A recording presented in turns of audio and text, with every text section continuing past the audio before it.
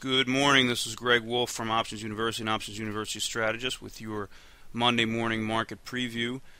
Today is Monday, May 5th, 2008, and we're seeing a little bit of weakness in the U.S. equities here, mainly brought on by the retraction of Microsoft's bid to purchase Yahoo in the big internet deal that everyone's been talking about lately.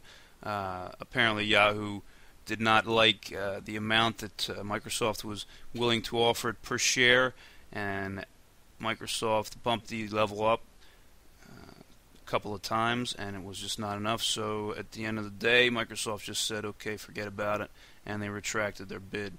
That sees Yahoo off 461 to be 2406 right now, and as you might expect, Microsoft is up about 62 cents to 29.86. That activity has brought down the NASDAQ not too much, off 649 to 2470, and the industrials also are taking a little bit of a breather, off 74 in the Dow Jones to 12,985.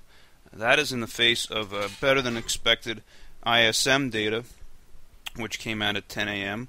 for April. We received a reading of 52.0 versus the 49.1 expected, and that's up from 49.6 last month. So with a reading over 50, that points towards economic expansion. So that kind of has been the theme lately, with coming on the heels of the GDP number last week, which of course was a positive number, pointing away from the expected recession that we discussed. Of course, a recession being GDP in the negative territory for 2 straight quarters, which we have not yet seen. The S&P is off 4.15 to 1409.75. And looking ahead towards the rest of the week, it's kind of a slow week for economic data as well as earnings. The earnings season is pretty much wrapped up for the first quarter. As far as economic data goes, Wednesday we will see the pending home sales for March, crude inventories for the week, and consumer credit for March. On Thursday, we're looking at wholesale inventories, which of course is a lagging indicator for economic strength. And Friday, we're looking for the trade balance for March, which is expected to be a pretty anemic minus $61.3 billion. Once again, in the face of a weakening dollar. Although we saw strength in the dollar last week versus the euro, we were up near $1.60 for each euro. The last that I saw this morning was $1.5448. Will buy you 1 euro.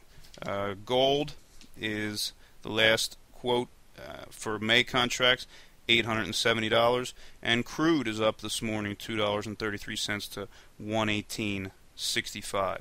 As far as earnings goes, tomorrow before the open, Legg Mason is set to announce for their quarterly results, losing 27 cents per share, and the gaming sector is going to have a couple of their more prominent names announced this week, with MGM Mirage before the open tomorrow expecting a positive 43 cents per share, and on Wednesday Pinnacle Gaming is expecting a negative 1 cent per share. That'll come out before the opening. Also on the earnings front, Thursday, Fortress Asset Management, which was the much ballyhooed IPO not too long ago in the asset management business, is expecting a positive 14 cents per share, and once again that will be before the opening on Thursday. We're looking at the volatility index right here, which is up about 0.91 on the day. With the weakness in the markets, you would expect that. Once again, as I referred to last week, the last time we saw these type of levels were back in late December, and that was right before the correction began in January. We saw a deep deep slope decline in the markets at that point. I'm not saying that we're going to see that for sure as we're at these levels in the VIX and we're seeing some support right here, but that would be a reason to definitely hedge positions if you are leaning towards the long side. Okay, once again, that's about it for this week. I will be back at the end of the week to review what we see, and you'll be receiving emails and updates throughout the week from us at Options University Strategist. Thank you, and enjoy your trading week.